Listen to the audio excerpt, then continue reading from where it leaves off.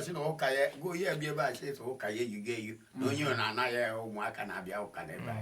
a na-abịacha ebe a papa isi na ndị ụka na-abịa ndị ụka na-abịa ebe a ndị fadakwan ndị fada na-abịacha ebe a ma ndị ụkọchukwu ahịa ndị pastọ kwa ha eso ma ndị pastọ ọma onye na-agwa na-anata ikikere n'aka onye na-aya ndị eji agụ na-abịacha ebe a enwere onye ụkwụ ya otu a ebu wee bute na akpụ mana ọ bịara ụbọchị ya ụjọkwa ịtụrụ onwe ụna ụjọ ịtụrụ onwe ụna atụrụ ahụ na atụrụ ahụ na ị na-ejere ibe niile ibe ọma niile na-abịa ahụ onye chọrọ igbu onye wee gbuo onwe onye chọkwa anụ ka a tụrụ ya na ya kedu ihe ọ ga-eme 2000 sọsọ onye a ga-abịazi ụbọchị orie niile ọbụla so isi na ndị nke n'obodo oyibo onye chọrọ ịbịa na mmụọ mana ọ na-ebetere aka kedu otu a ga-esi wee zie ozi ka onye ahụ wee nwee ike emere ya ihe mbọchị ọ natazi mezie ya ozi ọrụ ihe njikewe ozi chibuchi otu ejeru ya jee n'iwu ya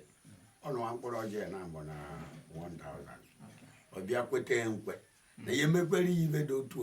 n'obodo oyibo ya nọ ya nọta ya eweta ibe dị otu bịa ya akpọkwa na fon ndị ụmụ udo integration ekene m unu asị na na-ekwu okwu a na-eme eme ebe anyị nọ kịta na Nkerefi na Nkanu East Local Government n'Enugu steeti arụsị anyị nọ na ya wụ akpụ awada anyị na-eze mmụọ na-enye ya ndị na-ekwu okwu sensị o wee na-akọwa na ya wụ arụsị ihe ndị ọ na-emegasị arụsị nke a ejighị mma egburu ya anụ nọọ egburu ewu ma ọ bụ atụrụ ma ebile ma ọ bụ efi debe n'ihu ya o jiri aka ya gbuo mịa ọbara ya bụ na ọ na-akpa ike nọọ nke a bụ nke m fụrụ taa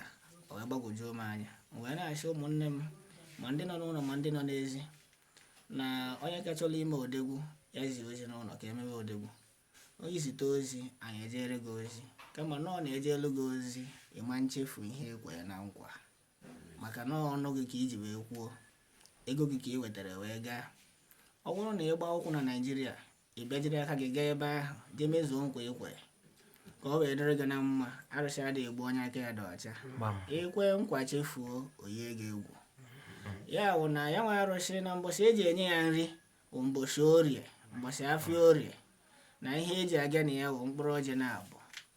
na 2 galọn mmanya ngwọ ọ ihe eji aga na ya ọ naghị gị efi kama nọọ iru ejiri ọnụ gị kwuo ihe ị chọrọ ikwucha ịnaba ọ merụ gị ịbịa mana mgbe eji abịa emezu nkwa ekwe na arụsị awụ every May of every year ịbịa mgbe ahụ ka onye nwenakwere nkwa ji abịa ya bụ na ịbịa ebe a mbọchị ahụ ọ bụrụ na gọvanọ kwere nkwa gọvanọ gaa n'ebe a ọ bụrụ na prezidenti kwere nkwa prezidenti gaa n'ebe a ọ bụrụ na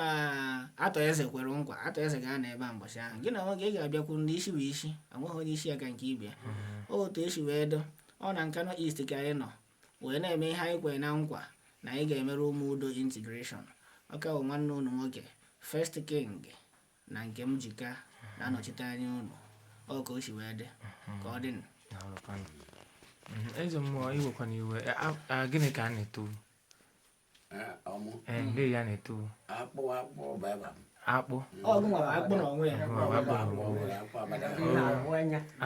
akpụ a na-afụ anya darụkwa papa ya afa gị ọbụkwa Linus Ogbu darụkwa oke ya bụ a na-akpọ PA personal assistant because a sị na o rute imi o rutekwara ọnụ o rutekwarụ m anya